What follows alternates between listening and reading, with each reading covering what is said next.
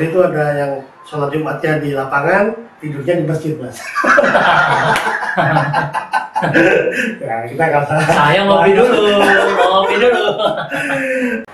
Ngobrol bareng sahabat. Halo, kembali lagi bersama kita berdua di acara ngobrol bareng sahabat. Ya, seperti yang sudah kita singgung kemarin sedikit, yaitu tema kali ini tentang pengemis. Gimana, Mas, kabar? Alhamdulillah. Minggu lalu ya, Ya, kita yang lalu, episode pertama itu. ini episode kedua. Episode Ini kedua. tentang pengemis nih, Mas. Jadi asal pengemis ini atau kronologi atau terminologi atau apa nanti ceritanya tuh, Mas? Sebelum kesana mungkin pertanyaan awalnya kenapa yang dibahas pengemis? Ya, itu juga tuh. Menurut lo apanya pengemis itu? Kenapa? Apa sih pengemis? Kenapa akhirnya kita angkat ini di ngobras kali ini? Pengemis itu ya orang yang meminta-minta tentunya gitu kan. Nah, terus yang fenomena yang ada di negara kita ini adalah orang yang meminta-minta dengan dalih pembangunan masjid atau ya yang berhubungan dengan agama gitulah. Kemudian Oke. jadi kayaknya perlu kita Iya. gali sedikit. Atau juga gitu kan. banyak intrik-intrik orang yang sebenarnya nggak cacat atau cacat Ya, kayak itu gitu. juga, gitu. Tapi juga sebenarnya ada juga pengemis-pengemis yang berdasi. Iya, itu juga. Nah, itu dia bisa mengatasnamakan apa aturan atau apa. Ya atau itu apa. tadi kadang mengatakan agama atau politik atau apapun juga untuk pengemis juga. Tapi ujung-ujungnya minta duit kayak gitu. Ya. Mungkin konteksnya di situ dulu Ya, ya. betul. Baru kita masuk nih. Ya, usul asal kata pengemis itu sendiri. Kata-kata pengemis itu sendiri itu saya nemuin ada salah satu literatur yang bilang kata-kata ngemis itu dari kata-kata kemis atau kemisan itu dari hari Kamis. Iya. Kamis itu bahasa Jawa dari Kamis ya. Dari Kamis. Bahasa Jawa berarti artinya. Memang di tanah Jawa itu kalau nggak salah emang ada acara kemisan. Ada ya. Ya. Gitu. Jadi yang orang memberi kayak makan atau apa nanti orang berebut makanan gitu kan gitu. Berarti benar nih konteksnya di literatur itu dibilang bahwa raja-raja Jawa pada waktu itu mempunyai suatu budaya setiap hari Kamis bersedekah kepada rakyatnya. Dan itu kayak masih dilestarikan sampai sekarang di beberapa tempat gitu. Jadi, bahkan kalau nggak salah itu ada nggak hanya raja ini kan di sebuah kelenteng itu di mana saya lupa gitu. Itu juga ada acara kayak gitu tuh. Jadi bagi makanan nanti orang pada berebut. Gitu. Oke. Dari kata kemisan seiring berjalannya waktu jadi mengemis, padahal pada waktu itu kondisinya orang yang meminta itu pasif ya, dalam artian raja menginisiasi untuk memberi rakyat menerima. Betul. Tapi ketika berubah makna menjadi pengemis, orang ini jadi aktif untuk meminta-minta. Kurang lebih kayak begitu. Jadi akhirnya sesuatu yang tadinya nggak ada akhirnya jadi ada gitu. Jadi satu pekerjaan lah ya. Benar. Bisa dibilang gitu. Terus juga di bahasa Arabnya tuh tasawul. Di literatur Arab ya. Literatur bahasa Arab mau minta-minta, bukan pengemis tapi meminta-minta itu tasawul. Tasawul. Tasawul. Itu untuk tentunya pasti untuk kepentingan pribadi. Iya, gitu kan. dia untuk memperbanyak hartanya dengan meminta harta orang lain. Walaupun modusnya mungkin macam-macam. Dari yang paling halus sampai paling kasar mungkin gitu kan. Kemudian hukum atau pandangan mengemis dalam Islam itu kira-kira dibahas ya Pak? Atau ada hadis atau ada apa gitu?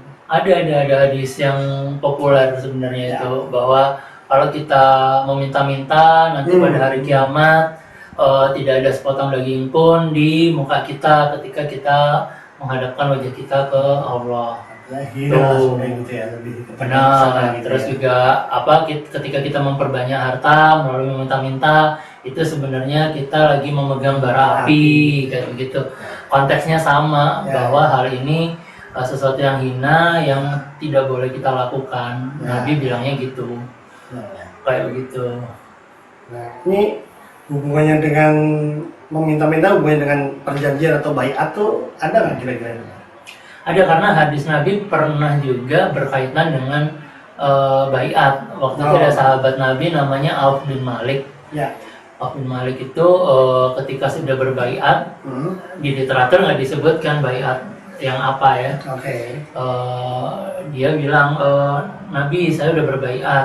Kira-kira isi dari perjanjian ini apa, kayak gitu kan. Ya itu Nabi bilang, ya wajiblah bagi kalian untuk menyembah Allah semata. Pertama, kedua jangan syirik kepada Allah sedikit pun. Oke. Terus yang ketiga, mengerjakan sholat 5 waktu. Ya. Yang keempat, inti dari baiat yaitu taat kepada pemimpin. Ya. Yang kelima, beliau pelan memelankan suaranya dan bilang jangan pernah meminta-minta terhadap siapapun. Kayak begitu. Nah, tadi konteksnya kata-kata baiat itu artinya taat kepada pemimpin. Pada zaman pra-Islam itu sudah dipakai oleh kelompok-kelompok orang atau kabilah-kabilah yang ada di tanah Arab. Tujuannya memang untuk menentukan suatu pemimpin, dan ketika sudah ditentukan yang lainnya wajib taat. Mungkin kalau di sekarang ada namanya sumpah prajurit, kan harus satu komando nih. Benar. Kalau nggak satu komando, gimana pasukan itu bisa berjalan, atau gimana suatu organisasi bisa berjalan kalau terpecah-pecah kan, kayak gitu. Intinya baiat kurang lebih itulah. Ya. Kecuali kalau ada yang menarik ke sana sini ya, saya nggak ngerti ya. Kalau lepas lagi konteksnya, saya nggak ngerti. Pokoknya dari literatur yang awal yang saya dapat, baiat itu artinya itu kesana. Nah, kemudian kalau di dalam Al-Quran sendiri nih Mas, kan ada sebenarnya boleh tuh menerima, tapi nggak boleh meminta-minta itu kayaknya Mas. Ada ayatnya tuh. Boleh memberi kepada orang miskin. Oke. Boleh memberi pada orang miskin Atau dengan ada ciri-ciri tertentu gitu. Dengan ciri-ciri tertentu. Ciri-cirinya itu sudah ada di surat Al-Baqarah ayat 273. Oke. Jadi ciri-cirinya itu berinfaklah kamu kepada orang-orang fakir yang terikat di jalan Allah. Jadi orang-orang miskin yang terikat di jalan Allah. Mungkin mereka miskinnya itu dalam keadaan sakit, atau bisa jadi sudah tidak bisa melakukan aktivitas apapun, udah tua, renta, kayak begitu kan. Mereka tidak dapat berusaha di muka bumi. Orang-orang yang tidak tahu menyangka mereka itu orang kaya. Kenapa? Karena mereka nggak pernah minta-minta. Karena mereka butuh sebenarnya. Karena mereka butuh, tapi karena mereka menjaga dirinya, mereka berusaha untuk tidak meminta-minta. Terus kamu dapat mengenali dari sifat-sifat mereka. Mereka itu tidak akan meminta kepada orang dengan mendesak atau memaksa. Gitu. Jadi di surat ini pun sebisa mungkin kita dikasih tahu jangan meminta-minta, intinya itu. Karena sebenarnya meminta-minta itu udah pasti haram, kecuali 3 hal. Kalau kita menanggung utang dari orang lain, misalnya ada utang yang misalnya tahu-tahu apa kita meninggal, utangnya terwariskan, ya udah gitu kan. Aduh, gimana nih? Kita nggak ikut punya utang, tapi karena ada hubungan apa atau apa. Gitu. Terus atau menanggung diat itu adalah membayar denda dengan harta.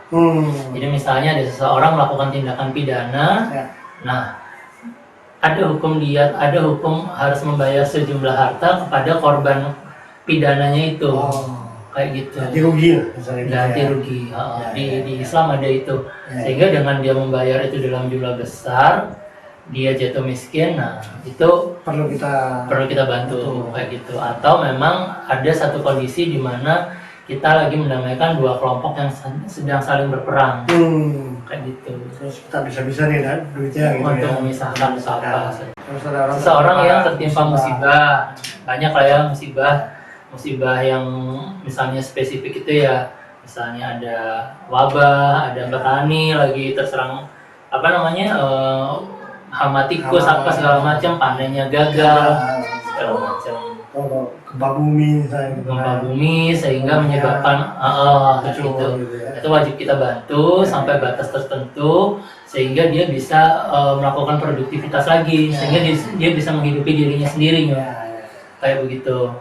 Terus yang ketiga itu orang menyatakan dirinya pilot atau memang dia melarat misalnya usahanya benar-benar habis, Oh. dia melarat, dia udah nggak bisa apa-apa lagi. Ya, ya. Namun itu harus disertai kesaksian dari orang yang ahli di bidangnya. Harus ada 3 orang nih yang menyatakan, setidaknya 3 orang menyatakan dia kaya. Kayak gitu ceritanya. Nah, Seru ya. ini kembali ke yang tadi nih, awal tadi kan, kenapa kita bahas ini. Ya, jadi mungkin keresahan saya juga nih, banyak ngeliat di jalan-jalan gitu, orang pada minta-minta dengan dalihnya mau membangun masjid dan segala macam gitu. Nah, itu hukumnya gimana sih sebenarnya tuh? Kalau saya jelasin hukumnya mungkin agak nggak pas, tapi langsung kita buka aja tuh Ya, betul, hadisnya betul. Ya, Nabi betul. ya. Dari Abu Daud bilang, dari Anas dia berkata, telah bersabda Rasulullah SAW, tidak akan tegak hari kiamat sampai manusia bermegah-megahan dalam membangun masjid-masjid. Jadi dari zaman itu aja Nabi sudah tahu ya. Iya. Suatu saat nih umat gua nih, Iya, dia pasti akan iya. bakal itu. Iya, iya. Terus juga Nabi juga bilang, saya tidak diperintah untuk memegahkan masjid-masjid. Iya. Dan harus digarisbawahi, Nabi memang tidak diperintahkan untuk bermegah-megahan, tapi memang memuliakan masjid perlu. Benar. Jadi ya tadi kontennya yang harus di apa, dimuliakan tuh kontennya, isinya gitu kan. Jangan Bukan bungkus kulitnya atau Iya. bungkusnya gitu. Biar kelihatan megah, mewah gitu kan, Iya. tapi kosong, nggak ada ini kegiatan. Bahkan yang apa-apa, menyedihkan, kan. ketika ada kegiatan dilakukan di luar masjid, nutup jalan, fasilitas umum, sehingga saudara-saudara kita mungkin yang beda keyakinan susah mau lewat juga. Nanti ketika mereka mungkin, ya wajar lah kalau mereka mungkin ada rasa keberatan atau apa, karena itu kan tempat umum kayak begitu. Bahkan di suatu negeri itu ada yang sholat Jumatnya di lapangan, tidurnya di masjid, Mas. Ya, kita nggak usah. Saya ngopi dulu. Kita lanjut lah. Kemudian akibatnya apa ini Mas ya kalau kita sering meminta-minta gini? Menurut lo apa Nyong? Ya Sebenarnya. pasti apa merepotkan orang lain ya pasti gitu. Orang Oke. tidak akan suka gitu kan diminta-mintain terus gitu ya. Oke. Kemudian ya Berarti dia juga merugikan orang lain. orang lain dan Oke. merugikan diri kita sendiri sebenarnya karena kita jadi malas pastinya gitu. Setuju. Ada ketergantungan sama orang lain ya. Iya benar. Oke, terus Ya udah itu dua itu sih sebenarnya paling parah menurut saya Mas. Jadi kita merugikan orang lain dan merugikan diri sendiri sebenarnya gitu. dan ini kalau nggak salah membentuk mental miskin mentalnya. Nah, tadi kan sebenarnya merugikan diri kita Iya, sendiri kan. Mental kita jadi mentalnya jadi Iya, juga miskin, benar. bukan Benar. cuma harta. Benar. Oh, akhirnya pola pikirnya akhirnya ya Akhirnya udah lebih gampang minta lebih gampang gitu. minta, kenapa harus kerja kan kayak gitu. Kenapa harus capek-capek ini gitu Hmm. berkarya gitu. Gimana sikap kita menghadapi orang yang meminta-minta kepada kaum ini secara Al-Quran itu pasti sudah dijelaskan kita harusnya seperti apa sih menyikapi mereka gitu. Iya.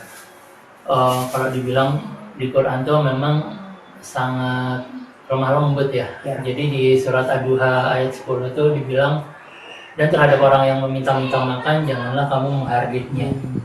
Ya pun tadi satu sisi kita dilarang untuk meminta-minta, tapi ketika ada orang yang meminta-minta, kita juga tetap harus. Karena sebenarnya mungkin cara ngasih tahu orang yang paling baik itu bukan dengan kata-kata atau bentakan, tapi dengan contoh. Betul.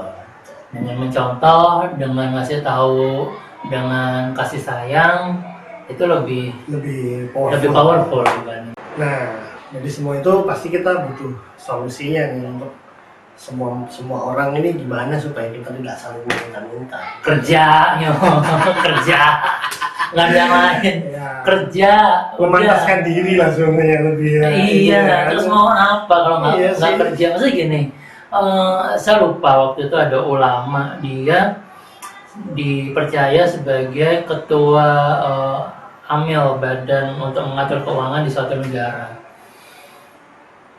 Dia itu sudah tua renta, tapi dia tetap bekerja dengan penghasilan kalau nggak salah 2 dinar ya. 1 dinar dia kasih untuk keluarganya, 1 dinar dia taruh ke sebagai sedekah. Pokoknya dia keluarkan lah, nggak dia makan. Setiap hari kayak begitu. Jadi dia bilang jauh lebih berarti kalau saya bekerja meskipun sedikit, ini ada nilainya di mata Allah. Betul. Bayangin, dia ketua yang mengelola suatu badan amal itu, berarti kan dia punya kedudukan yang tinggi. Sehingga pada waktu itu karena dia saking sederhananya, bajunya sangat sederhana, ketika ada pendatang datang nggak tahu status beliau ini apa. Jadi disuruh angkat barangnya. Angkat barang, ya udah, karena dia udah ini dibantu diangkat sampai ke rumahnya. Selama di perjalanan itu kok banyak orang tiba-tiba ngasih hormat.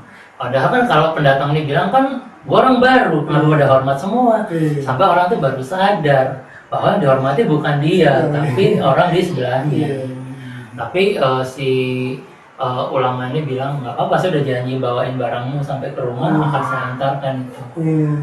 Jadi ini adalah satu contoh bahwa ketika dunia itu tidak nyampe ke hati, dia hanya di tangan gitu ya. Jadi dia berusaha memisahkan. Ini semua untuk umat, meskipun dia punya otorisasi penuh mengelola itu, dia benar-benar jauh dari itu. Yang hak saya itu adalah yang diperoleh dengan kedua tangan saya ini. Karena itu pertanggungjawaban saya sama Allah di sana. Keren ya? Keren. Itu semoga kita bisa niru tuh. Iya, insya Allah. Itu sesuatu yang tidak mudah tentunya, jelas. Oh iya. Itu betul. Banyak kisah juga kayak Nabi ketika meninggal, konon kabar hanya ada 2 genggam gandum sebagai warisnya yang dia kasih untuk Fatimah kayak gitu. Intinya apa? Sebenarnya ketika kita nanti ini tidak perlu juga meninggalkan suatu warisan yang bermewah-mewah. Kenapa? Karena setiap orang udah pasti ada rezekinya. Terus yang kedua, belum tentu anak kita atau saudara kita bisa mampu mengelola harta itu. Bisa jadi harta itu jadi fitnah. Gara-gara harta itu bisa jadi berantem mungkin adik kakak. Kayak gitu, bukan mengakurkan. Jadi memang sebaik-baiknya legacy atau warisan yang kita sampaikan adalah ilmu. Setuju nggak? Setuju banget. Itu. Setuju. Itu makanya gue kadang kalau sama anak-anak gue itu suka marah mas kalau mereka tidak mau belajar. Gitu. Jadi mendingan ya itu karena yang kita wariskan tuh ilmu sebenarnya, yang mereka harus belajar gitu kan, harus kita didik gitu. Karena pada masa mereka nanti juga cara dapetin uangnya beda. Betul. Benar gitu. Jadi kalau misalnya ketika kita juga berusaha ngasih kenyamanan juga, tidak mendidik mereka kemana-mana juga, justru mereka akan udah dapet ini itu segala macam. Nah, mental pengemisnya itu yang harus kita kikis. yang gua hilangin tuh mas. Jadi jangan sekali-sekali berpikir untuk meminta. Iya, setuju. Nah, itu yang selalu gua tanamkan. Jadi apapun caranya harus berusaha sendiri gitu. Iya. Dari kecil udah saya tanamkan seperti itu. Belajar pun kalau bisa nggak perlu nanya. Belajar sendiri. Kalau butuh bertanya baru bertanya gitu. Jadi harus memantaskan diri sendiri dulu gitu. Baru ke level berikutnya. Gitu sih. Ya keren sih obrolan kita. Alhamdulillah. Sore ini selesai udah ya. Ya, topik kedua tentang pengemis ini udah kita kupas. Semoga ada manfaatnya bagi kita semua ya. Allah. Kalau memang ada salah ucap, itu pasti dari kita berdua. Tapi kalau ada manfaat yang bisa diambil itu tentunya dari Allah pasti. Ya, waktu itu kita mohon maaf kalau ada salah ucap atau apapun. Betul, dan kita di sini tidak ada maksud untuk merendahkan suatu golongan, suatu kaum atau suatu apapun tertentu. Kita hanya sebatas ngobrol-ngobrol aja, bertukar pikiran tentang ya apa yang ada kita pikirkan gitu ya. Yang memang kejadian itu kita lihat ya. Kita lihat sehari, kita alami, kita lihat, kita coba bawa ke ngobras ini. Betul, dengan harapan bisa menjadi manfaat buat teman-teman semuanya. Tentunya itu bukan kalau ada yang tidak baik, nggak usah diambil. Betul. Kalau kira-kira ini jelek ya, di skip aja gitu kan. Siap. Gitu teman-teman semua. Dan kita sudahi acara ini. Oke, wassalamualaikum warahmatullahi wabarakatuh. Amin. Sampai jumpa.